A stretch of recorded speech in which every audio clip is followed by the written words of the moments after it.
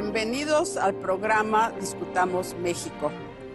Hoy vamos a tratar el problema, la Constitución de 24 y las constituciones centralistas. Problema muy fundamental para comprender la vida del siglo XIX, sobre todo de la primera mitad. Se crea el problema de cómo se va a gobernar el país y se llega a la conclusión de que la solución de los problemas de México es encontrar la fórmula para tener una constitución muy adecuada para el país.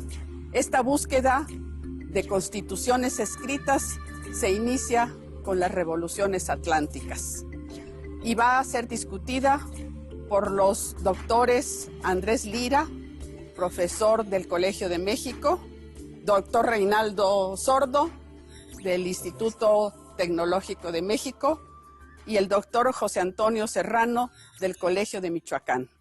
Bienvenidos, colegas. Muchas gracias. Vamos a empezar, pues, con el tema.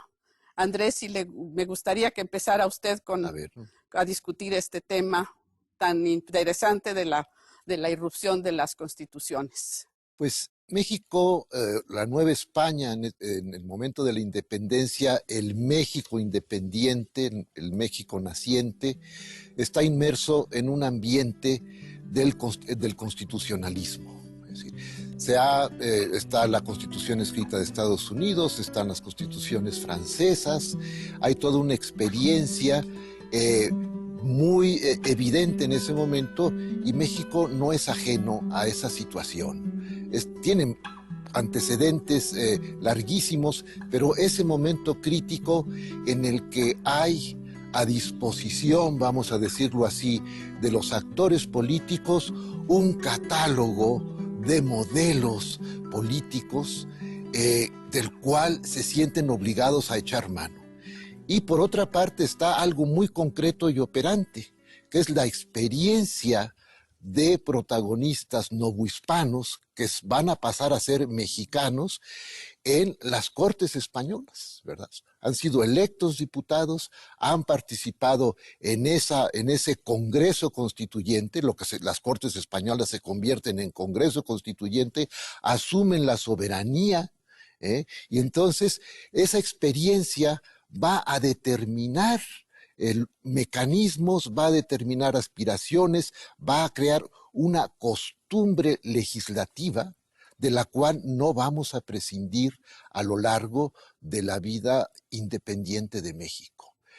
Y por otra parte está el gran ejemplo, la República vecina del norte, los Estados Unidos, en los que se ve, bueno, estamos en el nuevo continente, estamos frente a la evidencia de un gobierno feliz, están los Estados Unidos, pero la idiosincrasia, la experiencia concreta se hizo en castellano y se hizo en Cádiz y en Castilla. Entonces, eso va a marcar la experiencia constitucional de México.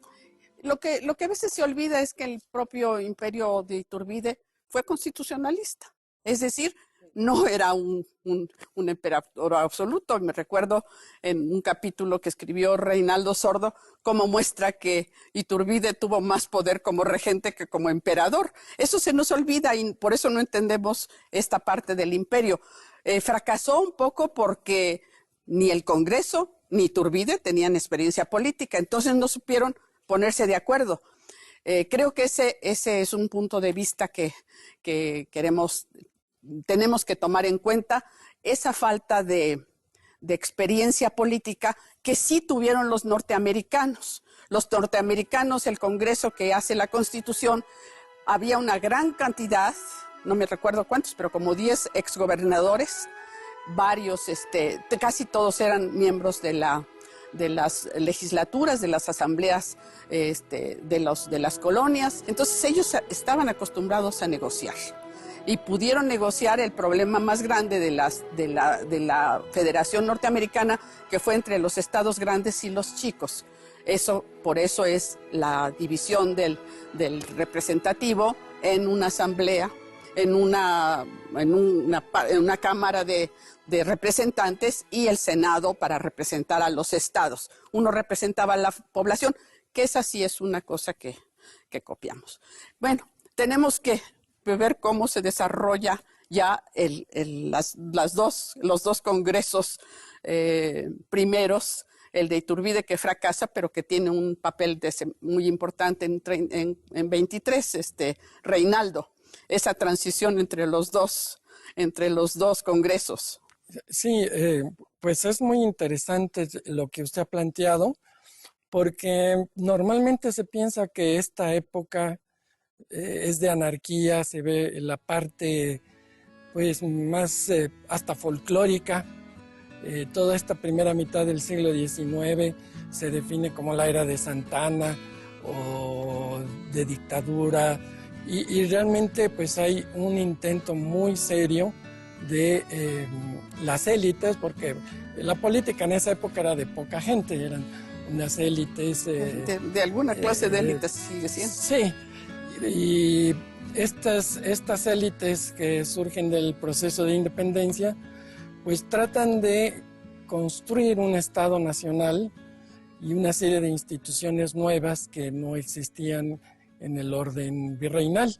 Y bueno, esto se presenta, como usted lo dice, desde Iturbide, que muchas veces la historiografía tradicional lo presentaba como un tirano, un déspota, o los mismos militares, como que son los que hacen barbaridades a lo largo del periodo, y lo que uno va viendo es que como de manera muy complicada, en un contexto muy difícil, se va construyendo este Estado con instituciones como el Congreso, en donde se quieren pues formar un Estado nacional, pues que solucione los problemas del orden político, ¿no?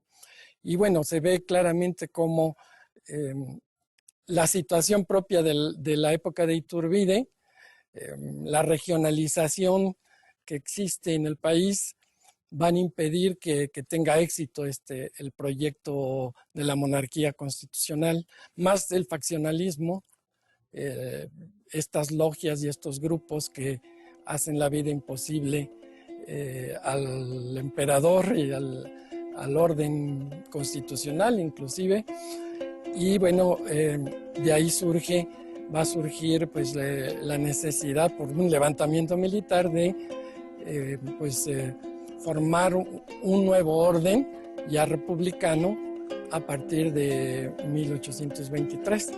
Y ahí es cuando ya empieza a surgir una nueva dicotomía, que es la de federalismo-centralismo. Aunque sí se impone ahí el federalismo, yo he visto como una cosa interesante que ya existen centralistas en este Congreso, y los planteamientos que dan son muy interesantes y son muy parecidos a los que van a retomar en los años 30. José Antonio. Pues yo empezaría con el comentario de Andrés sobre la diversidad. Es decir, hay una diversidad manifiesta en las revoluciones atlánticas sobre los modelos constitucionales. Que eso existe, como dice Andrés, una disposición de catálogos de constituciones y una costumbre legislativa. Pero yo diría que en el caso de